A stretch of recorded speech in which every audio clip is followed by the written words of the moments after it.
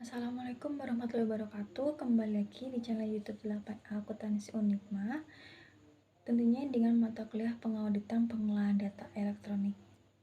Di sini kami dari kelompok 5 yang beranggotakan Intan Rendiza NIM 005, Novia Safitri NIM 013, Devanda Putri NIM 017, Pandan Arifatul NIM 022, dan juga Nika Noviasari NIM 042. Assalamualaikum warahmatullahi wabarakatuh. Saya Intan Rendiza. Saya di sini akan menjelaskan mengenai etika dan standar profesi audit internal. Auditor internal perlu memelihara standar perilaku yang tinggi dan mengembangkan budaya etik di dalam profesi audit internal. Dua, memiliki kode etik yang ditetapkan oleh Satuan Kerja Audit Internal maupun oleh auditor yang telah memiliki sertifikasi di bidang auditor internal. Adapun tujuan dari kode etik sendiri adalah untuk mengembangkan budaya etik di dalam profesi audit internal. Kode etik ditetapkan oleh individu maupun entitas yang menyediakan jasa audit internal. Pada IIA yang dimaksud dengan auditor internal adalah anggota IIA yaitu penerima sertifikat profesional IIA, CIA, CGAP, CCSA, dan CPSA, dan kandidat penerima sertifikat-sertifikat tersebut. Penyimpangan auditor internal terhadap kode etik akan dievaluasi dan diproses melalui peraturan yang telah dibuat oleh IIA dan panduan administrasi. Kemudian, auditor internal diharapkan dapat mengaplikasikan dan mempertahankan prinsip-prinsip berikut ini, yakni yang pertama ada integritas. Integritas auditor internal membangun kepercayaan dan memberikan dasar kepercayaan terhadap nilai yang dilakukan. Kemudian, objektivitas. Auditor internal menunjukkan tingkat objektivitas profesional tertinggi dalam mengumpulkan, mengevaluasi, dan mengomunikasikan informasi tentang aktivitas ataupun proses yang sedang diperiksa. Kerahasiaan. Auditor internal menghormati nilai dan kepemilikan informasi yang diterima dan tidak mengungkapkan informasi tanpa otoritas yang sesuai, tanpa jaminan sah atau tuntunan profesional dan lain sebagainya.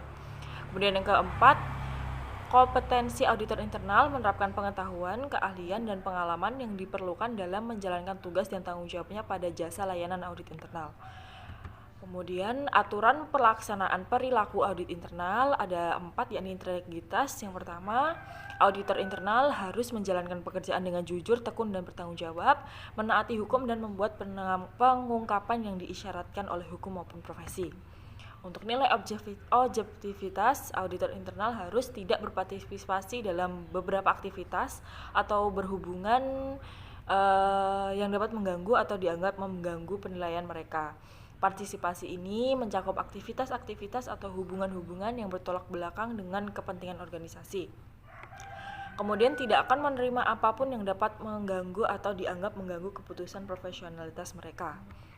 Kemudian untuk kerahasiaan, auditor internal harus berhati-hati dalam menggunakan dan menjaga informasi yang diperoleh bagi tugas mereka, serta tidak akan menggunakan informasi untuk keuntungan pribadi atau hal-hal yang bertentangan dengan. Kemudian standar profesi audit internal. The International Internal Audit Standard Board atau IIASB telah merilis revisi standar terbaru yang efektif diberlakukan mulai Januari 2013 sesuai dengan pertimbangan dan persetujuan The International Professional Practice Framework Oversight Council atau IPPFOC. Dengan diterbitkannya standar tersebut, berarti baik auditor internal maupun SKAI wajib mematuhi standar-standar terkait dengan integritas, objektivitas, kerahasiaan, dan kompetensi profesional.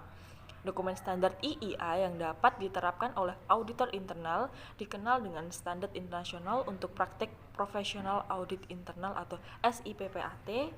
Adapun tujuan dari SIPPAI adalah untuk yang pertama, menggambarkan prinsip dasar yang mempresentasikan praktik audit internal yang seharusnya. Yang kedua, memberikan kerangka kerja untuk melaksanakan dan mengembangkan berbagai aktivitas audit internal yang mempunyai nilai tambah. Kemudian yang ketiga, memberikan kerangka dasar pengukuran kinerja audit internal. Kemudian yang keempat, ada meningkatkan proses dan operasi organisasi. Adapun tujuan, kewenangan, dan tanggung jawab aktivitas audit internal harus dinyatakan secara formal di dalam piagam audit internal yang konsisten pada divisi audit internal, kode etik, dan standar.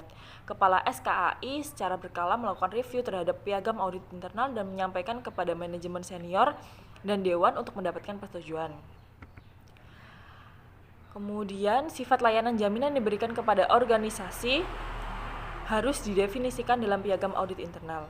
Jika layanan jaminan harus diberikan kepada pihak di luar organisasi, maka sifat layanan pinjaman ini juga harus didefinisikan dalam piagam audit internal. Kemudian pengakuan definisi audit internal, kode etik dan standar dalam piagam audit internal. Pengakuan terhadap wajibnya definisi audit internal, kode etik dan standar harus dinyatakan dalam piagam audit internal. Kepala SKAL harus membahas definisi audit internal, kode etik dan standar dengan manajemen senior dan dewan. Assalamualaikum warahmatullahi wabarakatuh. Perkenalkan, nama saya Pandan Arifatu Hikmah, NIM 22. Di sini saya akan menjelaskan bab standar atribut bagian independensi dan aktivitas. Aktivitas audit internal harus independen. Auditor internal harus objektif dalam menjalankan pekerjaannya. Keahlian dan kehati-hatian profesional merupakan penugasan harus dilakukan dengan keahlian dan kecermatan profesional. Auditor internal harus memiliki pengetahuan, keterampilan, dan kompetensi lain yang dibutuhkan untuk melaksanakan tanggung jawabnya. Sekian, terima kasih. Kemudian saya Novia Safitri, NIM 1903101013 akan melanjutkan presentasi. Saya akan membahas tentang jaminan kualitas dan program pengembangan. Di sini Kepala SKI harus mengembangkan dan mempertahankan program jaminan dan peningkatan kualitas yang mencakup semua aspek aktivitas audit internal dengan interpretasi atau pelaksanaan kegiatannya mencakup di mana kegiatan itu dirancang untuk memungkinkan suatu evaluasi antara kesesuaian aktivitas audit internal terhadap definisi audit internal dan standar yang berlaku. Program ini dirancang untuk menilai efisiensi dan efektivitas audit internal dan mengidentifikasi peluang-peluang untuk peningkatan. Nah, penjaminan dan peningkatan kualitas tersebut dilakukan dengan adanya penilaian internal dan juga penilaian eksternal. Penilaian internal mencakup pemantauan kinerja aktivitas audit internal secara berkelanjutan, kemudian review berkala yang dilakukan melalui penilaian diri sendiri. Penilaian internal dilakukan dengan harapan aktivitas audit internal dapat dipantau secara berkelanjutan. Kemudian review berkala juga dilakukan untuk mengevaluasi kesesuaian dengan definisi audit internal, kode etik, dan juga berdasarkan standar yang berlaku. Kemudian jaminan kualitas yang kedua yaitu adanya penilaian eksternal. Di sini penilaian eksternal minimal harus dilakukan setidaknya 5 tahun sekali. Peninjauan atau tim peninjau independen dengan kualifikasi tertentu dari luar organisasi. Nah, Kepala SKI harus membicarakan dengan Dewan tentang yang pertama itu kebutuhan untuk penilaian eksternal yang frekuensi, kemudian kualifikasi dan dari independensi peninjau atau tim peninjau eksternal, termasuk potensi konflik kepentingan yang ada. Penilaian eksternal itu sendiri bisa berbentuk penilaian eksternal penuh atau penilaian sendiri dengan validasi eksternal yang independen. Kemudian setelah adanya penilaian harus ada pelaporan program, jaminan, dan peningkatan kualitas. Di sini Kepala SKI harus menyampaikan hasil program jaminan dan peningkatan kualitas kepada manajemen senior dan juga dewan. Penyampaian hasil program di sini difungsikan untuk bahan pertimbangan dan juga pertanggungjawaban aktivitas audit internal dan Kepala SKI sebagaimana tercantum dalam piagam audit internal. Setelah adanya penilaian dan juga penyampaian tadi, kemudian dikeluarkannya pernyataan standar internasional untuk praktik profesional audit internal. Nah, Di sini, Kepala SKI diperbolehkan menyatakan bahwa aktivitas audit internal telah sesuai dengan SIPPAI hanya jika pernyataan ini didukung hasil penilaian program jaminan peningkatan kualitas. Dalam hal ini terdapat pengungkapan ketidakpatuhan. Nah, ketika terdapat ketidakpatuhan dengan definisi audit internal, kode etik atau standar yang mempengaruhi lingkup atau pelaksanaan aktivitas audit internal secara signifikan, Kepala SKI harus mengungkapkan ketidakpatuhan dan dampaknya kepada manajemen senior dan juga dewan. Kemudian pembahasan selanjutnya yaitu tentang standar kinerja.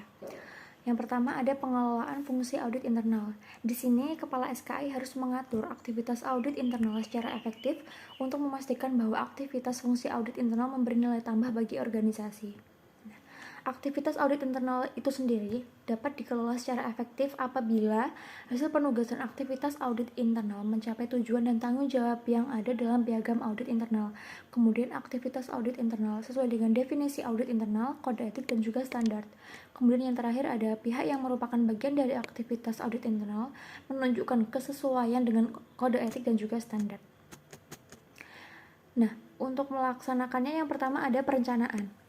Di sini Kepala SKI harus menetapkan rencana berbasis risiko untuk menentukan prioritas aktivitas audit internal konsisten dengan tujuan organisasi. Setelah adanya perencanaan, kemudian dilakukan komunikasi dan juga persetujuan. Di sini Kepala SKI harus mengkomunikasikan rencana aktivitas audit internal dan kebutuhan sumber daya, termasuk perubahan interim atau intern yang signifikan kepada manajemen senior dan dewan untuk dinilai dan juga disetujui. Nah, Kepala SKI di sini harus berkomunikasi mengenai dampak keterbatasan sumber daya. Berkaitan dengan hal tersebut, maka dilaksanakannya manajemen sumber daya.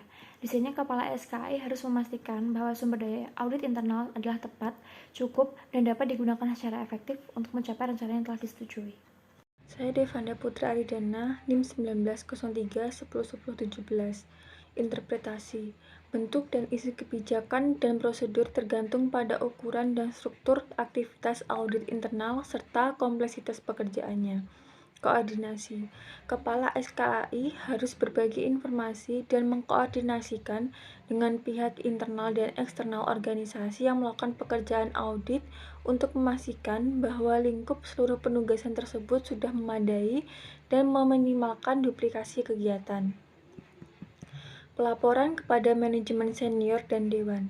Kepala SKI harus menyampaikan laporan secara berkala kepada manajemen senior dan dewan mengenai perbandingan rencana dan realisasi yang mencakup tujuan, wewenang, dan tanggung jawab, serta kinerja audit internal. Pelaporan aktivitas audit internal harus mencakup juga risk exposure yang signifikan dan masalah-masalah pengendalian, termasuk risiko kecurangan, tata kelola, serta hal-hal lain yang diperlukan atau diminta oleh manajemen senior dan dewan. Penyediaan layanan eksternal dan tanggung jawab organisasi kepada audit internal.